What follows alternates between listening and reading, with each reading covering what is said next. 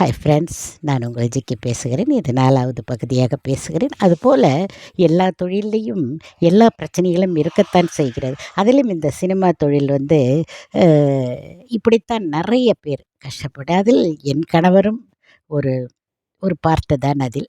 அ RS Manohar என்ற குரூப்பில் இருந்தார். அ அப்ப 16 வருஷங்கள் அவர் மனோகர் பார்ட்டியில் இருந்தார்.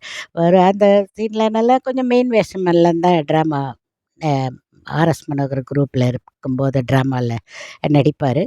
ராஜா வேஷம் போடுவார், லட்சுமண வேஷம் போடுவாரு. நல்ல கேரக்டர் எல்லாம் தான் பண்ணுவாரு. ஆனா வீட்டுக்கு வந்தா, அ அந்த குரூப்லேயே ஒரு நடிகர் இருப்பார். அவர் வாரமானா வட்டிக்கு குடுப்பார். அவர் கொஞ்சம் இறுக்கப்பட்டவரா இருப்பாரு. ஆசையில நடிக்க வர்றவங்கலாம் இருக்காங்கல்ல, அதுபோல வட்டிக்கு குடுப்பார். அத வாங்கிட்டு வருவார் முதல்ல. சம்பளம் இந்த வாரம் ஒரு முறை சம்பளம் போல தான் மனோகர் பார்ட்டியில. அத வந்த சம்பளத்த வாங்குனோனே குடுத்துப்புட்டு கையில ரூ. 1 2 வீட்டுக்கு வருவார். புள்ள குட்டிகளோட கஷ்டப்பட்டுக்கிட்டு தான் நாம் இருந்தோம். அ அது அதுபோல அத்தனை நடிகர்களும் அப்படித்தான் இருப்பார்கள். அதில் எங்களுக்கும் அனுபவம் உண்டு. அடுத்த வீடியோவில் சந்திப்போம்.